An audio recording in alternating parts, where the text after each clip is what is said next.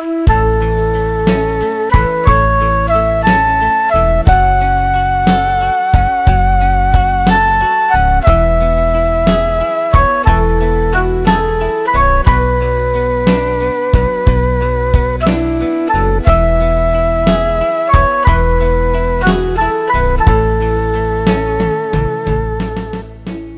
lu mò xia ít chia sầu,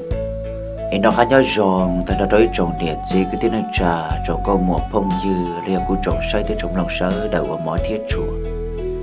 rong xia chạy tỏi nét chúa lần xuân tù lộc cổng kia là rèn đầu cú nhớ trồng nu nọ đùa, em nhớ linh nu nọ của cô giờ đang khá là một món ra đan nâng cái lu ít chia sầu, thả chùa một trong tù o, em nhớ linh tù nọ cho cô yên tù pe kia lợi thiê. Du nọ cô yon du ủa rong chúa thia đến trên cả là một sinh chi sĩ bỏ thia giờ in du ủa giàu tu xia thia mò xia chấp lại nên ý trồng mẹ phong gì cho lên số tu ý lên tới trời có tận đây nó chỉ buông kỳ lúc xưa hở cụ thôi dầu cho chờ ta cho quý trồng lòng sợ đời bây là một số cá thầu pi cầm một giờ đồ thầu sầu xe người cho mình kêu lúa cho chữ sĩ tàu giàu tu xia thia mò xia bảo chả ấy chưa cũng mất biết thả trở lên đặt cá nọ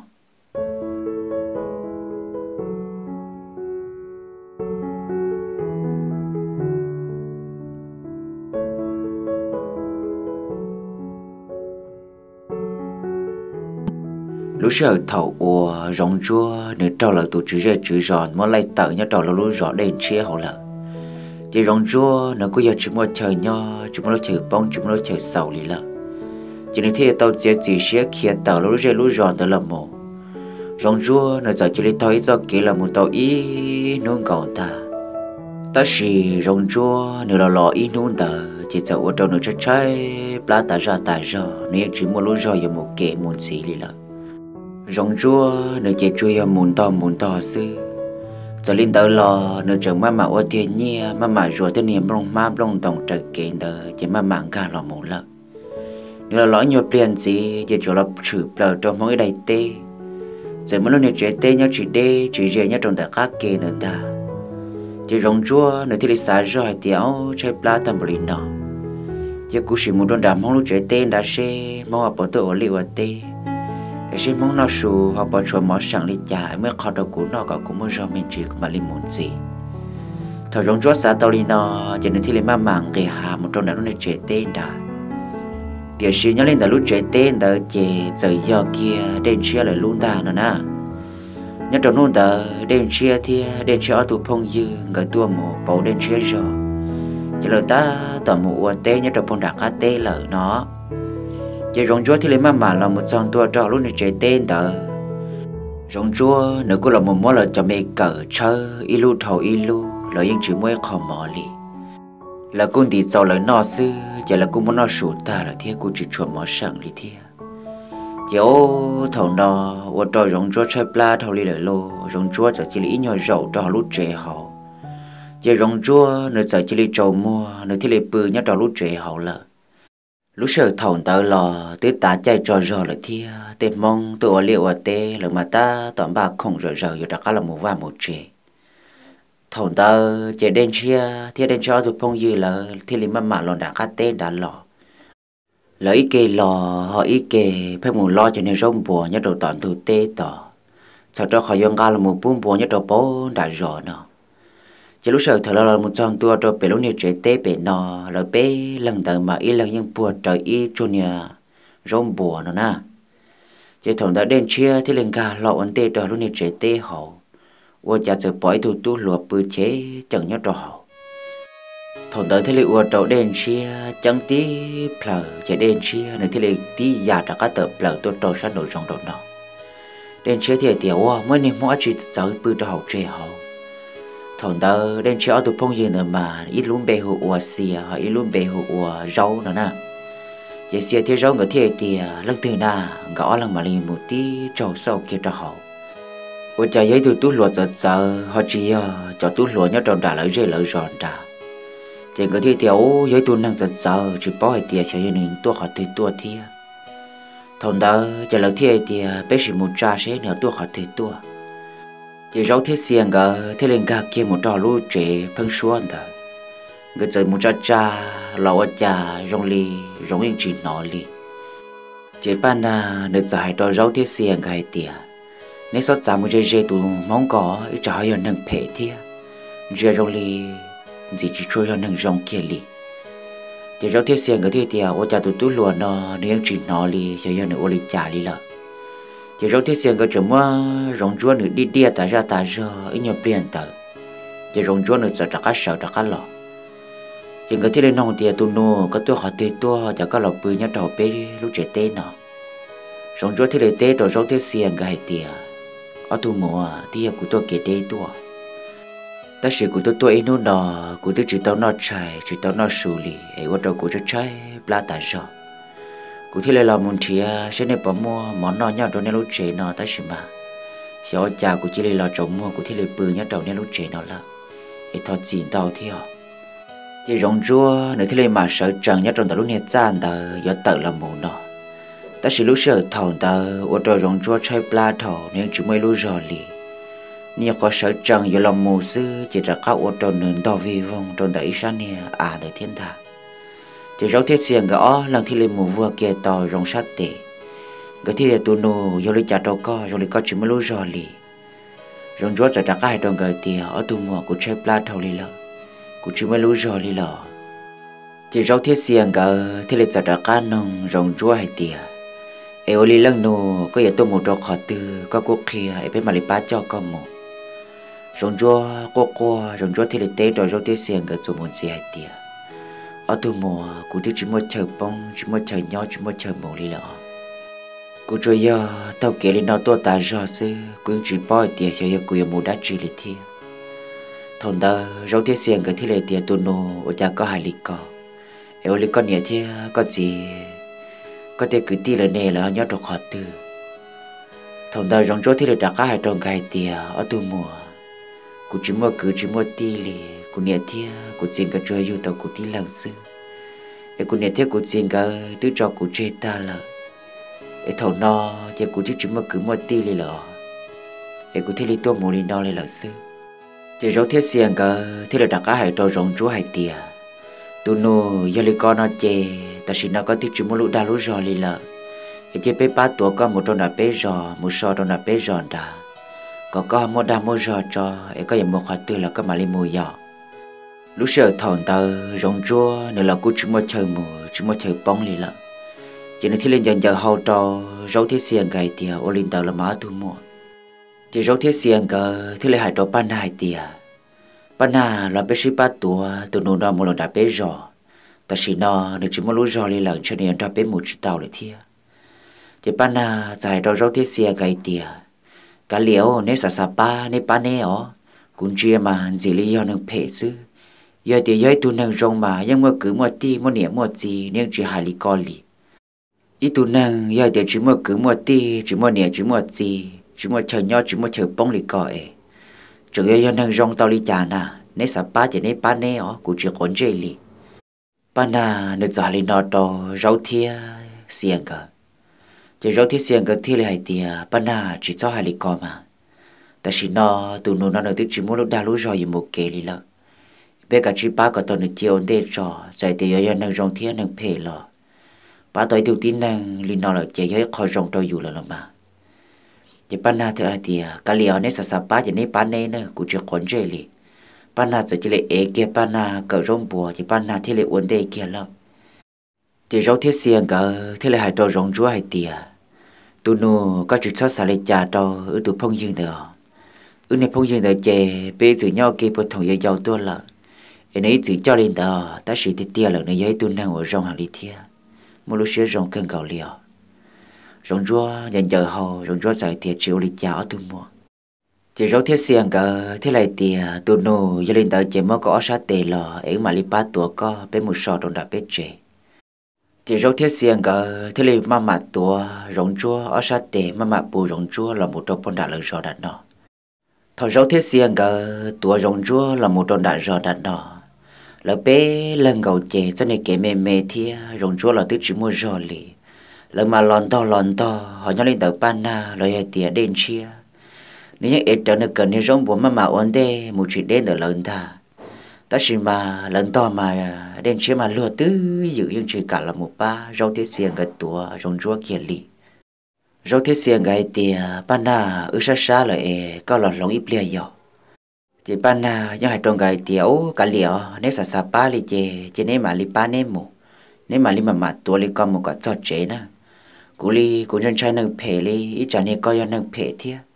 mà cú chỉ ca chỉ tao luôn muốn sát tệ của cú sức bự li nè có kia liều ban na giờ li nó cho rau tiết xiên cái gì thiệt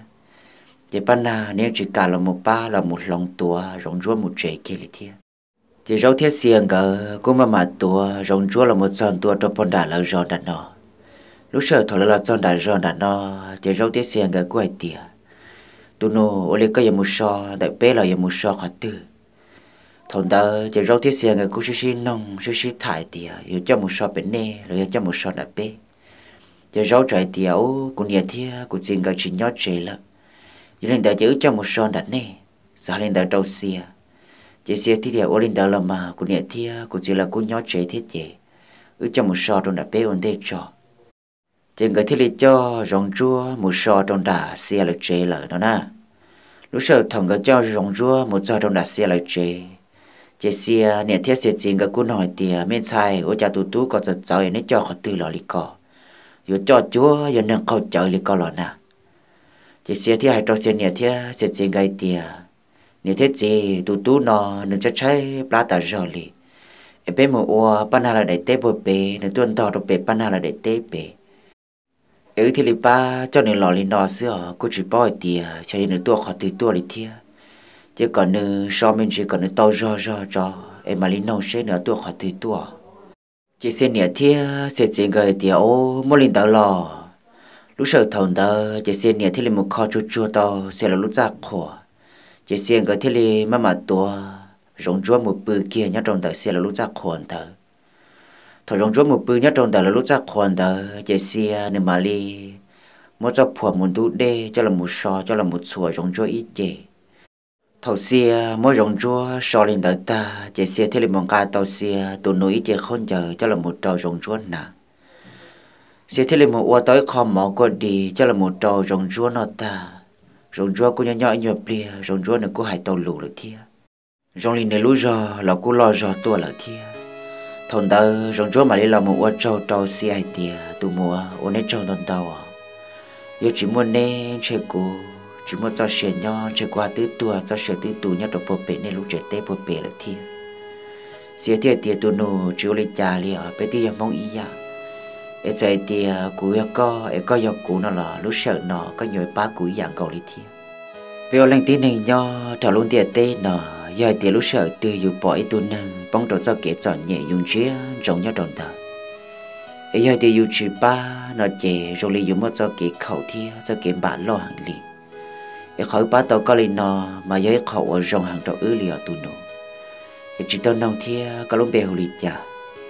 thằng đó giờ rong chúa thì lấy kia trò xì ai tiệt tụ mùa có lúc bè chè của nhiệt thiệt của chỉ là một tí hồ rong chúa nó ấy li con này có lúc bèo hồ lì chả thiệt giờ xia thì là kia xia lúc bè trò rong chúa ai tiệt tụ nổ có lúc bè hồ xia nó giờ rong chúa có hai trò xia ai tiệt xia có ye tuần sai ua ta luôn chơi lúc mùa rồng thiết chỉ ta lên tàu sư các lúc chơi luôn chơi là cô chơi rồng tí sĩ thiệt cô ye tu ở một trăm mông rồng hàng lì cô tao tu muốn chơi cao lì nọ giờ tiệt cô chơi cao lì nọ chơi cô chỉ một trăm xe nhỏ lì lọ xia cô chỉ bao cho cô ye ua cao trâu thì giờ bao lúc trên chơi lì chả trả cá đồ cao lì chơi xe nơi giờ luôn nơi giờ đã cá hai trâu rồng chúa hai tiệt rồng chúa ua trâu đồ cao là lù rồi rồng cao cô chỉ hay tuần sai yêu rong bởi họ có xa có thiệt họ hay cho lên đời họ cô bác con nó chè cũng chỉ tao sai thiệt có yêu bao trọc cá liều họ cô bác tao ít tu lùa rồi rong trâu li có chỉ tu ở trâu của rong sữa chỉ sơ ta li lọ gõ tu chờ sĩ trọ đa li nọ chỉ nhẹ trở luôn nhẹ thiên ta xe thiệt rong chuông gỡ chờ sĩ thả men chỉ lên đời chỉ xe nơi giờ mua món no lợ chế xe gì cô làm muốn nông thia cô làm muốn trò rong chúa thả chế xe gì giờ là muốn nông rong chúa hay tiệt mấy tu bà ta của tụi mình xài cho con lòi con nhà khó bong linh đạo sư chỉ tao đó có thả eo li co tua khó từ tua nọ thì rong chúa thế li tê trò xiết gì hay tiề chín giờ cú nhớ trò bố bể lú rò đen chế bể cú nhớ thia cú chuyện gỡ chơi yêu ta cú đi lăng tu sư ê ta chỉ nó cú nhớ thia cú chuyện gỡ tiếp cho cú chơi là cú yên chừng nhớ trò bố bể lú rò bể thia cú yên mù rò là tê cái tên bùa tê nhiêu tê tự bố thì tê sẵn nà sư thì khi mà cú mấy tuần xài nữa cú xa tao lúc chuyện gì phê cho nên chỉ liệt ý li hay tiề cũng muốn màu ở để quan bùa là em có cô chỉ li dù ở đường xứ nọ giờ li nọ cô luôn đang chịu tao sỏi nhẹ thì cô là cô chịu tao xài vô bao nhiêu em cô chịu tao cả vô tuần sai tao em tuần sai tao nước gì là cô giờ tụ chữ rõ nhớ đầu bé lúc rõ tao vậy thằng nọ tụ chữ rõ nếu thế li mất cô lại tao chỉ bước cuốn trở lại nhớ đầu lúc rõ tao là em cô chỉ muốn lúc chờ nhớ chỉ muốn lúc chờ bông chỉ muốn cứ chỉ muốn ti li cô thấy li phăng thầu kể li nọ tua rong khó tôn chỉ có tuần sai cả vậy thì cô chỉ muốn cho mong rong giờ chỉ tôn chỉ có tuần sai cả chơi cô chỉ muốn cho xe nhớ cho mình gì li lo chín giờ thầu nọ xe chỉ thì là hay to rong chúa thì mấy tu bởi một trắng thì là khó có hay có rong chúa thì là thì chín giờ số lo lục của hai đứa con nọ nếu một trắng thằng trò cũng chỉ tàu sai thì giờ đã có ý lo kia li cho xe chỉ chạy thì mấy tu giờ thì một trắng bởi là khó có hay có nó chỉ sau tu xe thì giờ chúng mà lúc chờ nhau chúng mà cứ chúng mà đi có chúng mà chờ mù lò sau lúc xe đây lần đầu bên nhau trong đó lúc giòn nọ cú rong xe giờ ba có thì rong chúa thì lại thì 9 giờ của có trò có giấy tuần năng ở một lúc xe đâu xe rong hàng lì nên trên năng nọ giấy trên năng ở rong hàng lì ở 9 giờ chỉ xe gì thì lại thì mẹ tu chỉ sau ở trò bây giờ lần tin này nhau giờ tàu xe lô xe ba thôi ít tu bông trái cho kế cho nhẹ đi nọ giờ chỉ xe lô xe ba thì bây giờ rong họ từ tua ấy giờ thì ta chỉ nọ có thể chỉ một lúc chờ mù là thiết chế giờ có chỉ xài trả nọ lần đầu của nhau ổn định là tàu chỉ rong chúa thì 9 giờ giờ có lần đầu có nhau là có va có chế đi nọ cũng mà cũng đã cũng khoa cũng giờ cũng ít rằng nhau trả là một số có đã có khoa thì giờ thì có mua tê chế tê sản nào nhá khó từ nó chế cũng thọ có thì ấy chia cũng mua rõ có tê cái tên bùa tê nhiêu tê tự trồng cỏ xưa có giấy tuần năng mà lúc xe đau xe rộng đó có tụi mình xài nên là một chương trình tàu đồ của hàng lì giờ thì có một tê sản nào lên tàu nó chế cũng mua rõ có tê cái tên bùa bao tê chương trình đó cả đồ này xưa 9 giờ chế xe gì có ai tiề mẹ tu trở lại của lúc xe xa xí chế ta chỉ nó có thể chỉ một chờ mù lợ giờ có chỉ là lần đầu của nhau xưa ta chỉ mà giờ có lúc xe chỉ kháng thiên nó lọ cũng mấy bạn hiện như nhau trong bể trong bể cơ là mà thiết của dân mỗi lúc nhiều chế tê rõ như nó trong bể rồi giống nhỏ cơ đi thia giờ có một nhỏ trong bể nhận đủ ổn định trò giờ thì tao tên nó có một lúc xe xa tàu thì nhận trong bể nhỏ trong bể rõ nó lọ mà lịch sử ba mà lại quay lúc chế nhá trong đã rõ đã nọ đâu con nhỏ chỉ rong chúa thì lại tiệt ô linh đeo 9 giờ chứ cũng muốn rõ có cho nhiều in đủ trò giờ tiệt cũng chỉ một chờ mù cũng chỉ một khó tưởng gì là nó chế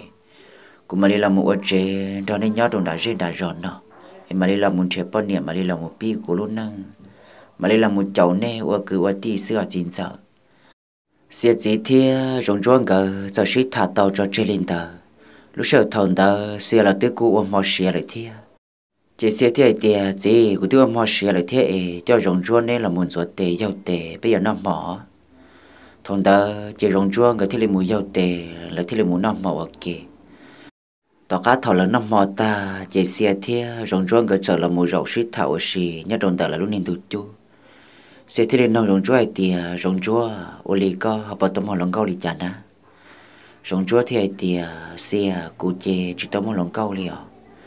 cụ ấy tu rõ như rõ tự nhớ được bố bể to xe bố bể sàn nà sư cụ ấy tu nhọn chúa ở lúc năng giọt nhẹ sư ấy cụ tiếc chỉ tao bài thì giờ mua lúc năng giờ là một pi của lúc năng liền ấy cụ tiếc chỉ tao muốn lòng câu liền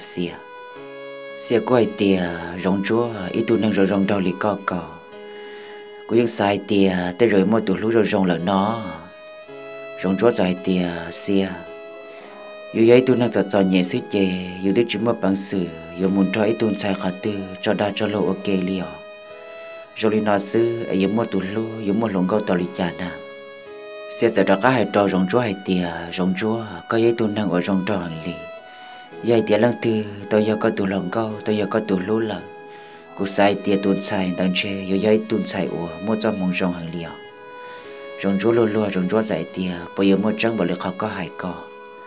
cú đó cán chơi cú tu khang sư từ vào trò cú tu xếp trò cú tu khang chỉ cho ta li lợ giờ giấy tu năng phê phê đầu sư trở tàu cho mong phê phê giấy tu năng chọn nhẹ ta ra em cũng tự tu sửa thì gì hay tiền sao tiền đó cũng bây giờ muốn luôn đang cho lộ qua liò chị xe thế lại cho rong chúa hay tiền anh sẽ có sạch sải xưa giờ tiền có chỉ sải thì chỉ xem cho năng phải phèn cao li bé nọ nhưng chừng một trong lần tàu tù ở nhẹ thì khi xe lưu giải tỏ cỏ rong chúa giải lua lua rong chúa thì tiền xe chỉ đi thầu của lo là một trò tàn nọ của những chỉ tàu chi thì chỉ tàu bỏi tụ bọn này giống lúc xe đâu xe rong thì ở在路上冇哩高高嘅了事，一顿在路上哩高高，只nhỏ有冇tới tu gì，có冇路xe đâu xe rong，路路高，啲晒小道高，而ที่哩只nhỏ事，這些ที่嚟啲rong chúa，sao có một張哩có hai個事，但是一頓能做哩有那事，就不要每tu tu攞nya khó tu，而有cả tôi在ต่ออยู่冇อันนึป้อนนึเสีย了。rong chúa thì lại tiệt xia có ý tuần sai ở rong thiết dị dị hàng lì cú sai tiệt tuần năng tàu con đầu yếu ý tuần năng ở rong hàng lì ở xia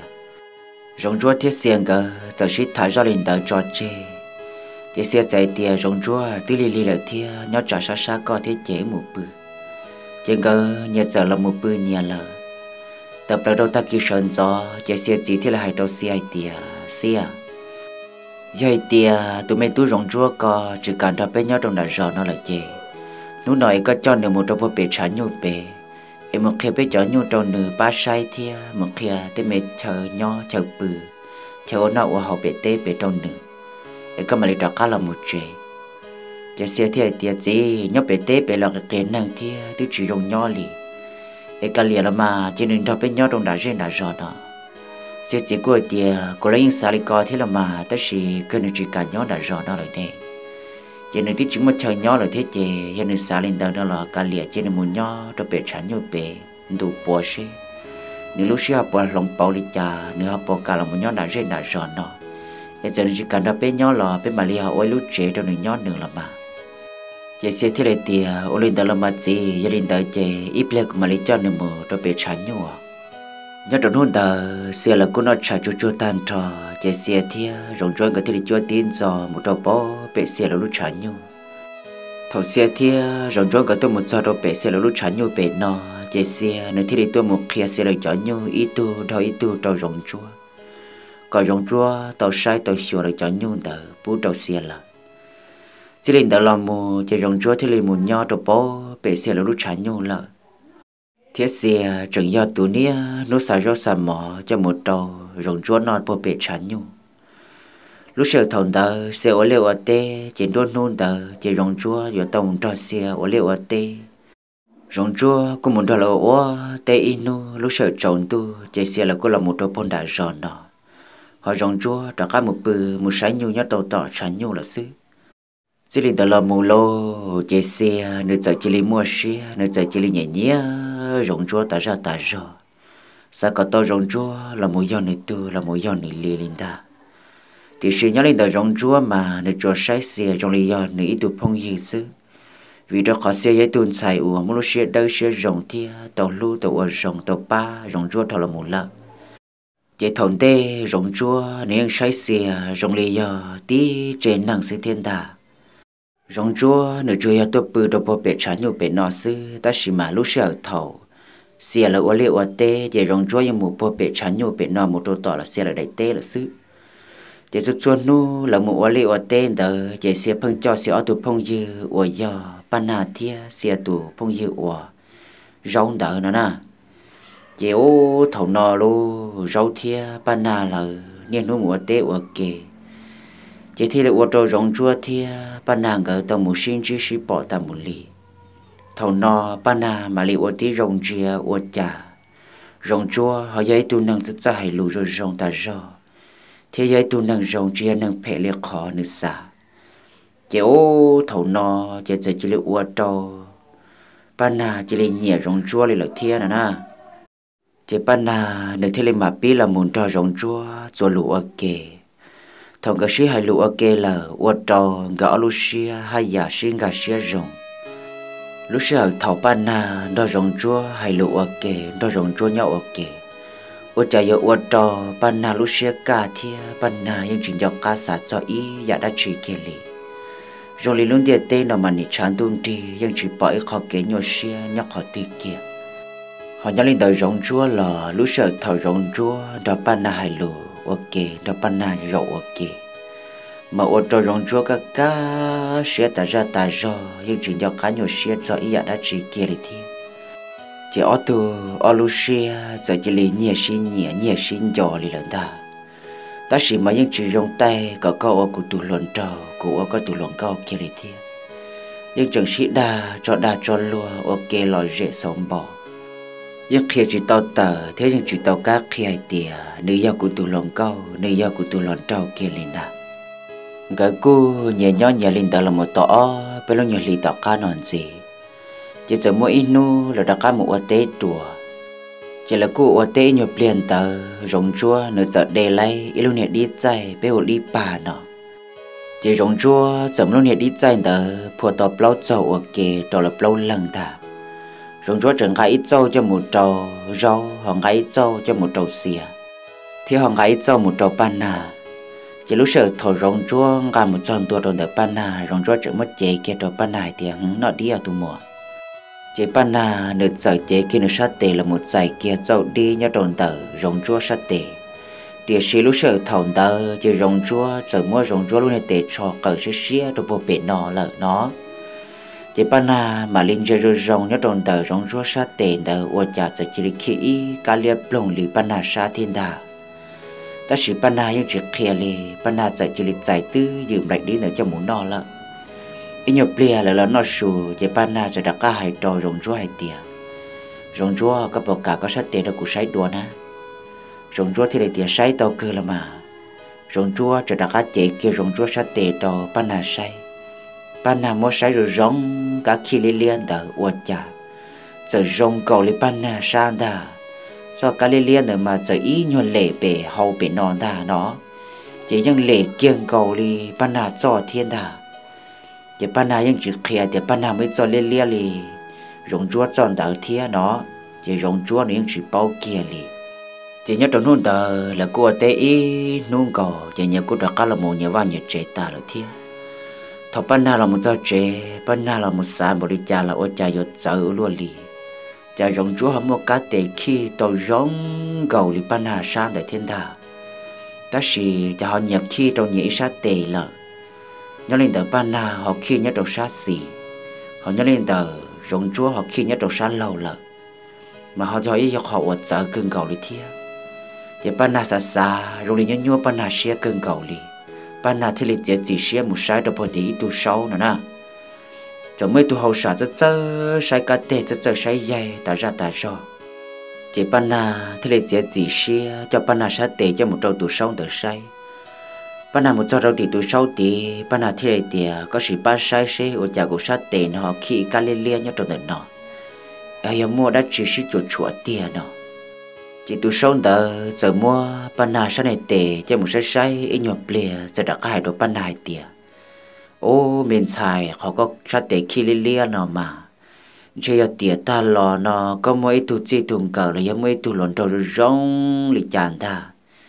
trên này tàu cho lũ chua khó lợ này thì lấy muôn tàu chỉ chơi nhớ trồng được nét sát tệ nó nữa mà tới rồi có tu chi tuồng cờ là có tu lòn trâu đỡ giống khi lấy con nó thiếu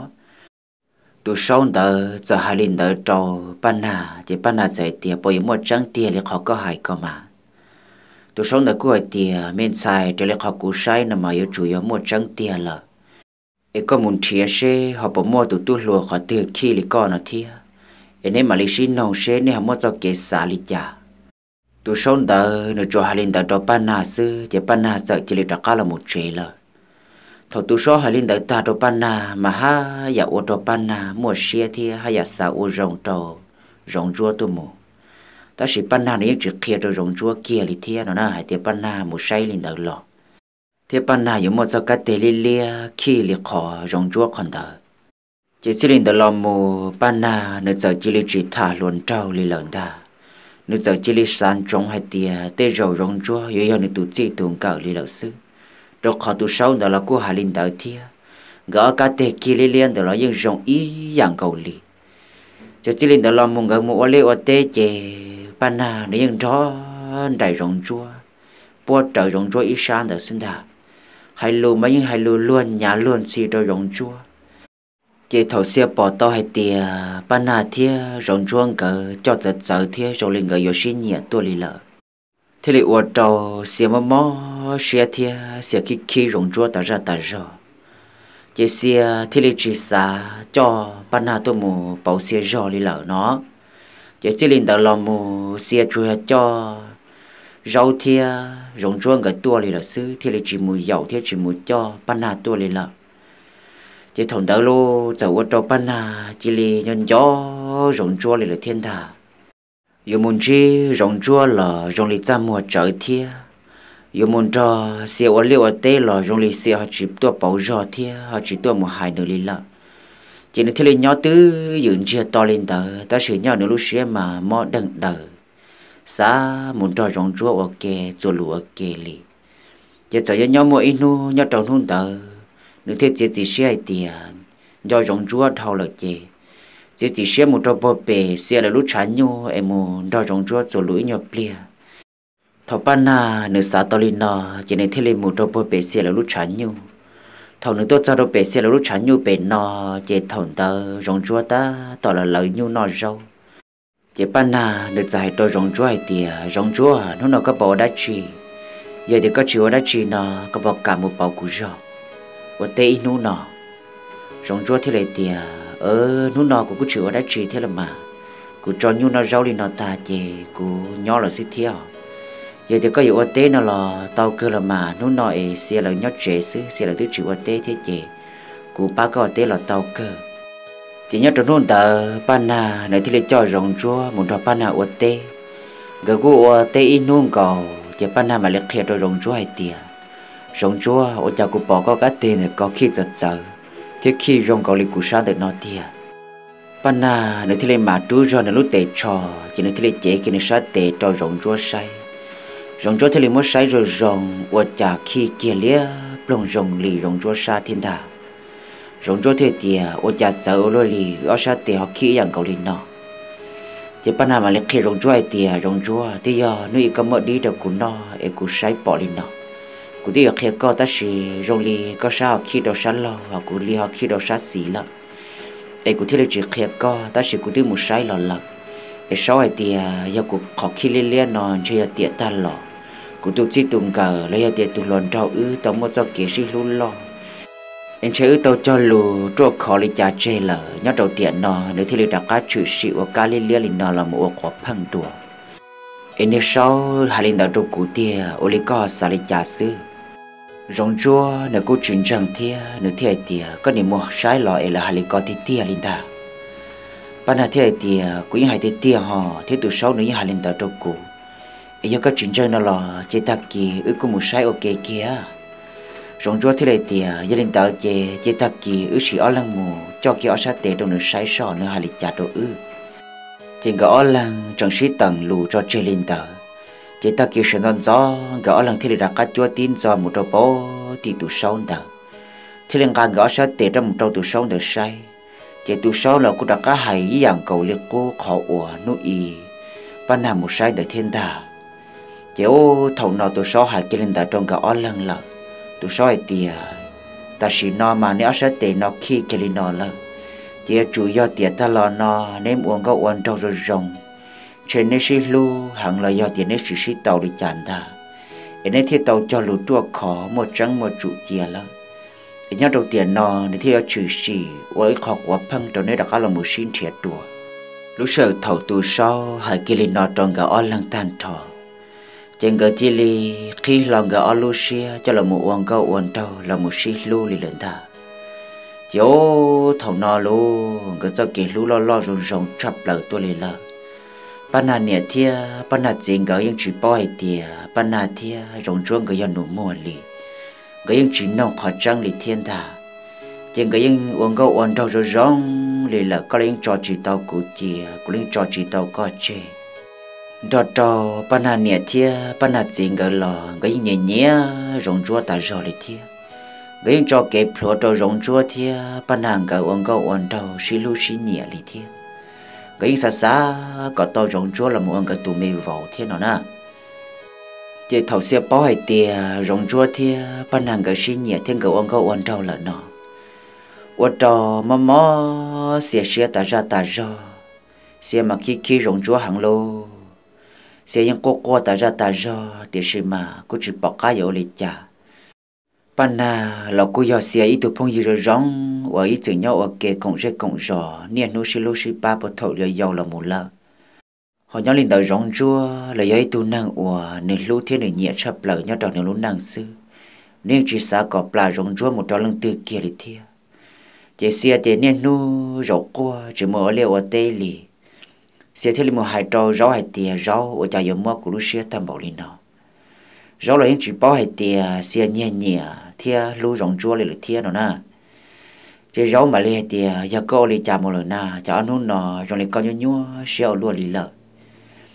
chỉ xe mà lấy kia rau hai tìa rau có bao hai tìa của tiêu lu thia của tiêu nhẹ rong chúa lợ ta chỉ xài chỉ hai tìa rong chúa thia ban nàng cái ở tàu linh nó đâu cũ lì rồi thì mà nó xe thì anh gấu lấy chặt đâu con à xe thì có những chỉ bao lên ta hay thì rong chúa thì ban nàng cái tiêu xí lú lợn nó nè rồi thì wow bây giờ mà ấy từ ban nàng tiêu chỉ nhẹ rong chúa kia lên nè cho xí lú tao lấy chả mà xe thì có lấy những chuyện cả xe lấy thì có những sao chỉ chơi thì xe vô nhẹ rong chúa kia lấy thì em cũng tin lu thia ô rồi rong chúa cứ lu xe luôn chữ nhân đó rong chúa thành thọ lì lợ em ta chỉ nó rong chúa thia ban nàng cả hai một ông câu ông trâu lên đó đâu cũng chia em ít tu là này giờ cũng tu phong gì rồi rong hỏi tu họ này giờ tu nàng cũng lu thế cũng nhiệt sập là cũng lu nàng nó xứ em học cũng nhớ rong đi nó chè cũng tiếc chỉ bỏ cái giờ một cho ba khi đó năng tì lì lợ mà rau xe thì là khi nào đó rau chè rau thì là một khi đó ban hà thia rong chúa cỡ nó na chỉ thổi rau một giờ đầu tì rong chúa thia ban hàng cỡ uất trà rong chúa thia ban hàng cỡ mấy những uất kén trải xương ta có lấy những hải luôn chỉ có lấy những hải luôn nhà uất kế đại tua tệ trở nhưng chuyện do cái thì do ra một trò lần từ tên này tệ gì li lần ta chỉ rau mà li hai tròn gai tia wow cho nên từ xí lúc lọ thầu tư lợ thế nên chỉ bao li lọ hai tia xí mó sẽ ta ra trong này ở bênนู้นnó sẽ chơi rổ chơi vào qua thì chế sư thì chỉ bỏ khá một ấy giả đã chỉ lên na gỡ theo thì ấy hiểu đi chặt đâu xia mà nên chỉ bảo đi lò hay tiệt xia nên nhẹ lú thia nhẹ rong chúa lòn té nó lợ ấy ta chỉ nó rong chúa tụi mình cho con nhau ok xí lú lì nó ấy nếu là lan chia thia nếu mà mau xia hàng liò thằng ta gỡ theo li bảo hay tiệt xia làยังnhẹ thiaยังlú rong chúa cưng cầu lì chỉ rong chúa thế này mà hay tiề wow cũng những chỉ bao hay tiề xe ở nhẹ cũ liò cũ cho sai tiề nếu ai tuân sai mới lo xe đâu xe rong nếu lu theo ở rong trâu cũ em nếu sai cũ rong liò ít trên năng học cũ lò cũ sai rong liò cũ tụ mùa em rong liò giờ ít trên năng sư cũ chuyện cả xe hay tiề nếu lu theo ở nhẹ cũ kia li chỉ rong chúa thiê ban nàng gỡ thế này hay trâu rau hay tiề rau bây giờ phong dư rong ý dài có sự bán một hai trâu xì ai tiề thế rồi chơi giờ rong chúa ư giờ chơi giờ cỡ để tiề giờ có giờ trâu tiề ta lọ lợ ấy có sự sai ở sát tệ nào mà mua cá khi lia plong rong ý dạng gạo lên nọ tiề họ ư chỉ liệt khi ở Lucia là một ông gạo ông trâu xì lu nhau kia lên nọ lợ vì giờ ở sát tệ mua ở Lu chỉ lên nọ ấy thì là một siêu ông gạo trâu lên nọ lợ ấy có bán một kia trâu xìa xà lì chả thế chỉ ta lên đó là chỉ cũng mà lên một kia trâu xìa ban na nữ giờ lên nó trâu rau chỉ rau thì lì tiệt wow cho nên ở sát tiệt có khi tàu rong ý dạng gạo liò giò giờ mới bỏ lên này là chỉ bỏ cá giờ tu xia lì là theo cho nên giờ chỉ dạng cờ dạng gạo dạng trâu tiệt ta lo lên này hay giờ tiệt này một sai sáu thứ hai lì co là thế chỉ cả liền nè chỉ cũng mà lên một hai trâu xia có xia chỉ sáu tu xia rồi chỉ rau thế này mà là một khi đầu xe có chỉ sao tụ xuyên gì lỡ còn cái chỉ là một ông con trâu ý từ ứng giờ rồi liền cái sự xin chú ta ra ta xí mà họ chẳng tia nu nọ của một chè cái tiếc khi họ chẳng ta cho đâu cũ lỡ nhớ lên đằng có sát tệ mới ở cho cá khi lia plong sống ý dạng cậu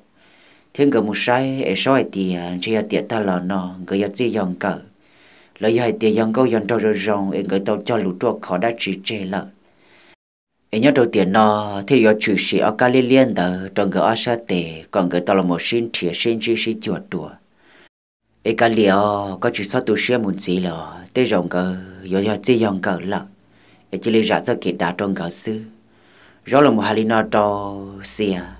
ta chỉ xe mất xe thâu là xe những chuyện trang lì xe tiền anh ấy cho tao nó là đa là xe là mất chỉ khi xe những chuyện mua trắng tiền chỉ rau thế tiền giờ thì có chuyện trang đó là chỉ cũng mà lý cho có muốn riêng cái kia chỉ rau thế lý cho kia xe dân đại tôi một giờ đầu tỷ ban nào thia rong ruộng cái tiền nọ chỉ xe thì lý tôi muốn gõ sát tệ sai chua cái tệ cho kia cho là một sĩ bị sai kia ốt giả giờ chỉ lý bỏ khi ở cho cá rong ý dạng cầu linh ta xe chỉ mua sò thì mua đen tu một lý trả sò một lý trả lõ cho cá này chỉ tự lý chịu kết bỏ hậu chọn ngay tu một lần thầu xe bỏ lên nọ chỉ xe thì lý chỉ xe tiền để rồi những mua trắng tiền thiên chế người những do chỉ dòng gợi tiền tan lọ chỉ xe thì lý qua ý xe ra cho kỳ đã trâu rong chua thì ban hàng gợi lần đó na chỉ linh đó là một giờ chỉ lấy chỉ mua tụ chia tụ khỏa ban hà thia rong rong cái cho kể lu lì lợ giờ ở trong cái cho kể lu lo cho khó cú tua chẳng cái tiêu ông câu ăn trâu là một tàu y luôn nhiều tàu xong lợ giờ mỗi nu ban hà thia rong rong cái mù ở liệu ở tê chỉ ban hà chỉ thì lì lợ nông rong rong thì mê tu bỏ co nia rong rong của tụ chạy ok lì nọ eo liếc có bao nhiêu thì có bao nhiêu lúc của tuần sai nó thì mà rong rong thì là hai trò ban hạt gì hai tia tu chín giờ của những nhiều thì của những lúc ban hạt thì liền thì chỉ ta lên đó ở sát tệ chúng mới ở khỏi chỉ trong ý dạng cầu li nó thì có sự sai sai mà thôn đó người thấy chế kiên ở sát tệ thông chi cho một trò ban hạt gì sai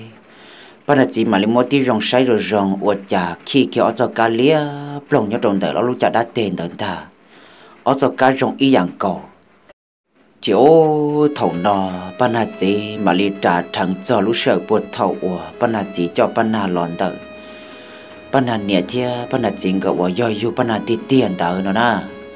mà li trả thằng tàu hai tia ổn định thầu cho ban hạt là một tu đỡ mà ông nhẹ gì đỡ du tối khu mình nhuận trái ít tu ít tuôn xài họ nhớ lên đó sát tệ mà họ khi li rong ý dạng cầu mà ở tụi mình nhuận đỡ mò bao lệ ta chỉ thì cho ban nào là một tu là xứ nó chỉ ban nào chỉ thì là căn nông kia rong chúa hay tiề eolimet tu có luôn bề huli trà thia có tua có thể tua chỉ rong chúa mà là kia tiề chín giờ có luôn bề huli rong chúa nó thế cũng nhớ cho bố bề lúa giò đen xe bố bề tua cũng nhớ cho bố bề thia để xem mà cũng nhớ thia cũng chính cái tao ta lúc nâng cho xe một lần cho của ít lăng sư của chúng mà chờ nho chúng mà chờ bóng là gì của chỉ lấy tàu kế tua sư em thì lấy tua bóng trong đời này lú rõ nó là thằng đó ban hạt chỉ thì lấy bóng xuyên thả thì ô trời gió tụ tuôn tàu lên lô ban hạt chỉ thì là căn nông muốn gì hay tiề em lấy con nhiều con chỉ luôn bê hồ lì trà rong chua thì lấy tiề của nhiều thì của chỉ luôn bê hồ ở bỏ nó chỉ ô thầu rong chua hay khi lấy nó tàn thò to ban hạt gì chỉ ban hạt chỉ bao chút trăng hay tiề rong chua thì ban hàng cái do nụ mùa là chỉ ban hạt chỉ thì lấy tiề do lên đợi chỉ cả liền nó chỉ nó mù tới rồi cứ chỉ bố này ông có ôn trâu muốn gì lắm nên chỉ lấy cho chơi chỉ lấy nó nữa ban à mua lon trâu rong là cả chỉ thả họ có một mua lon câu chia là có cả chỉ thả nữa tới rồi cứ chỉ bố này chỉ thả cho muốn gì là mình tu ban hạt chỉ giờ chỉ lấy hà linh nó cho ban hạt thì rong chuông cờ chỉ ô tô rong chua thì ban hàng cái chuyện cả xe lì rong chua thì là hai cho ban hạt gì hay tiề chín giờ bây giờ hay tiề của nhà thia của chị này tóm một lông mòn thủ đã chỉ ấy có cho hà linh có đồ ư giờ tiề này một lông mòn thủ đã chỉ là thọ có sạt bỏ cho ban hàng cho kỹ lưu thia có sự sa sê ở sa tiền đầu chỉ lia plong đi nọ để thao có sát cho kẻ xin lưu thia có ra cho kẻ đạt độ ư thia sống chúa thia ban nàng có cho hai bỏ đi cha lò ban nàng gì nếu như cho hồn to li xin đà nhảy tiệt chỉ tàu li xin đà nếu chỉ li chủ ta xin nọ xí giờ thống tê của bao hay tiệt có giờ cho bao tụi mình tu nó thì cũng chỉ bao nè uống có uống đầu chỉ bao nè xí thả li tiệt sư chỉ do cá nông lợ lo cho nó nọ mà bao lò nếu chỉ tàu xí dùa chỉ những trường chỉ tàu li nếu chỉ li cho chơi chỉ li nó nọ mù nữa giờ cũng trường bỏ nếu ở kèn gì thia chỉ cho tụi xí đâu cũng chỉ ô ban nà chỉ tuôn trò rong chúa thia ban nàng cái cho kỹ lu chỉ bố rong chúa cái sinh chi sĩ chùa lên ta chỉ bố cái uống trâu chỉ giờ chỉ li chỉ bố lên ta nhưng chỉ kia khó chân còn gần gà xia li chỉ ô yêu thầu nọ ở trong cái nhỏ xia lo ở từ một sinh dài sinh tu là yêu sinh gió chập lời li yêu kia một sinh chỉ lo trên trái ít chả ban nà chỉ chạy thia ban nà chỉ chùa hai đồng gai tiệt giờ nếu trở qua kênh gì đâu cũng bỏ thiết chỉ cũng muốn lấy tua bỏ chơi kia xứng đáng nữa chậu cho cái trái lo hàng lì chú hà linh đạo sĩ chẳng cái chuyện cả xía lì lô người chú bỏ tiệt chơi ở tên lầu tô cái lâu kiến thu đã chỉ cho chơi là để cho thằng nó thì ở chỉ buông cái tên mình nhủa là một xí lu xí dọa linh đạo giờ ban nà gì giờ chữ ban nà thì rong rong gần bảo lì tư lò nhưng giờ chữ chỉ tàu lì thiên đà gần xin cho thì xí lu thầu lì lò thế ban nãy chỉ những chuyện kia đó ngược kia hay tiền cái dân nụ mua nọ chỉ cái những trò chỉ tao chơi li chỉ cái bằng trở nia nu sinh nhận chỉ một sinh chi sĩ chùa chỉ thọ ban nãy chỉ bao hay tiền cái những trò chỉ tao chơi li nọ ban nãy chỉ thì là chỉ sĩ hay tiền giờ tiền chỉ kia khó trắng trong cái tới rồi cái trò bao hay tiền tới rồi yêu lại giữ chơi cái trò chỉ tao chơi giờ thằng cái sĩ vua kia là mua mấy túi mấy nhỏ tua hay là giờ thầu cho cái chanh tu lo tua chỉ ban nãy chỉ thấy là chỉ xe một khía tư dự đâu rong chúa hay tiệt mấy tu rong chúa giờ tiệt của chuyện khía khó trắng đầu co tới giờ của tụi mình xài này ở trò chỉ tàu tre nên cho kiến câu kiến trâu ở giờ cũng mất khía cái khó trắng đầu nên nó hay cho lên đỡ co thia ban nãy này chỉ dân câu muốn trâu nổ sư ở bữa thầu u con nhớ thia có chỉ cho bỏ gờ dù tàu ban nãy này ở ý khu lòng muốn ta nhớ lên đợt này ở cho cá tê khi lia có chỉ nên mua bữa thầu này nhớ khỏi dù bông thả là một lần thì si nếu yêu tàu lò chỉ nếu mua mỏ tả ra mua bao lấy ta chỉ là nếu chỉ lo lấy lờ chỉ thì là chỉ xia mua mình xài pan na cho đồ cũng cho là một tù lờ để thống tê chỉ con nè thế có chỉ cho bọn cơ nhưng mua có luôn bề hụa rộng chua họ nhớ lên đỡ có tù mùa để chỉ mua hụa đèn chia nữa nè thì si thọ cũng cho có tù mùa là một cho đâu tọt chế nọ chỉ cũng thì là mua hụa pli cho là mua ở củ sẵn cũng thêm mua bảo luôn bề hụa pan na là sư để có tụ mùa thì luôn bề thống tê con nĩa thì có chỉ thì tiền cái tỷ chỉ hùa đền chia nó nè chỗ thầu nọ rong chúa mà lấy trả thằng cho lúc sợ thầu rong chúa nĩa yếu tua để rong chúa nĩa tôi hay đâu rong chúa hay tiền giờ tiền chỉ mua rong chúa nĩa cái lợi gì còn rong chúa chỉ lấy một triệu rong chúa tụ mùa luôn bề hùa đền chia nó giờ tiền mua cho xe nho chỉ những chợ uống câu uống trâu ý giả li rong chúa thiên đà rong chúa nếu mà lên cho tàu nửa nửa cho lù lên nọ chỉ nên thấy hai tia tới rồi yo chỉ yo tụ chín giờ đỡ đàn nữa tới rồi thôi giản đỡ yo khó trăng lỡ nó lù vì đâu khó ban nãy chỉ tụ đỡ hai chúa trả thôi giả mà nhưng yo kia lì khó ủa thầu nửa nửa kia nửa là thia nó thầu đỡ chê rong chúa nửa mò xiên bỏ đi cha lò ban nãy yo nửa tụ mùa là xứ chỉ nên yo chỉ tao đi cha yo chỉ chơi yo thầu đắc khô yo thầu cái trái đu lo hàng lì chỉ thì li ý xem một ban nào trò chơi giả chỉ khi đó ban nào bao kỳ li thia nó chỉ cái linh tới lo mù rong chúa thì li ý xia so rò cô mùa giờ yo mò lu xia bỏ đi cha lo yo tụi niệm mùa xí yo chỉ tao yo lu chỉ tao là chỉ ý xia lâu rong chúa thì li ý xia đã có một luôn trò xia là giờ rong chúa thì là chỉ xia hay tiền chỉ là yo xia kia xứ yo chỉ yo xia trên chơi tới rồi ban nào yo cho chỉ tao rong chúa chơi nó giờ rong chúa thì là chỉ xia một uốn năng một yo kia xia là một uốn rong chúa tụi mày bon nè chiếu thầu nó lô uốn trò ban nào mua xia hàng hàng ta xịn đằng ta uốn cha thầu tê ban nào thì rong chúa người xí xí lu uốn lì em nhỏ khó xí xí ở sai ra li ăn nhỏ nu bé nhỏ nu đỡ sư ở trà rong chúa giờ xí lòng một đế ở luôn em giờ xí chỉ lên một gió kia nữa tụi mình phong gì rồi rongเลยthiên đà em giờ mòn nữa lúc xí ở luôn lì thầu no chế ban na chơi là một rau châu vỏ cua mò lúc xí thầu lì lợ nó chỉ cá bự chỉ trâu rò lì lô là to bé nhỏ nu đỡ sư ban na lúc xí mò hàng thầu để thấy được ở trong nó lúc lợn trẻ ban na thấy được tàu ta lúc năng cho xẻo lúc để tên nào một lợ lấy thế li mua pan na cho là một đau ở khoa tao bây giờ nôn tờ rồi cho cô một cô qua rồi cho thế là một kia đó pan na hay tiệt cô tôi mê mùa cô thoát gì à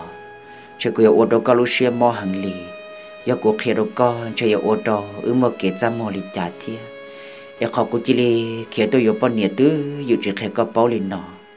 chỉ tí giờ giờ in nụ mua xưa em cô thế li chỉ bỏ cá ở lì trả chưa tí cho kế nó có cô yo kế bao nhiêu ấy thì yo sĩ cho tao chơi ta sĩ xã chỉ cho hai tia yo ở trâu của tụi mua lúc đó yon chơi lên nó yo cũng cho bao lên nó chỉ cô tiêu ởที่ rong kia đâu có ấy có cô chỉ cho bạc của tụi mua lên nó rong chua nó cô có qua cơn gầu thia để sĩ mà cô chỉ bỏ cá yo ở lì chả chỉ là chỗ mua ban nào cho là mua đau ở khoa to bây giờ nôn đỡ chỉ cho ban nào cho một bỏ chơi là thia họ nhớ lên tới rong chua chỉ là cô sầu xia lò là một lú xia là một trò xia ở chị uống cỡ cứ nó cứ hậu cái tiêu uống cả luôn năng là một tòn đau trong bờ tọ can nó tí lò lầu lợ chỉ rong chua nửa mà lấy ta luôn năng cho xia luôn để tên là một lợ nhớ lên tu tới nó cô chúng mất thà là một chẳng cho chơi tí nó sư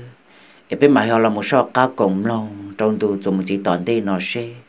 rong chua thia ban hàng cái cho kể lúa ở chữ sĩ đâu chuồn chỉ tòn tên nó rong đi cha cô bảo thiết chia sẻ thì chỉ tao kia là rồi về mẹ chỗ này cho lần xua tù thia bây giờ sinh chỉ là nó sẽ bây mà sinh chỉ nhớ trâu ra dùng gì tao đây nó bảo thiết chia sẻ thì này cho lần xua tù chỉ cho kia nó cá nhau rồng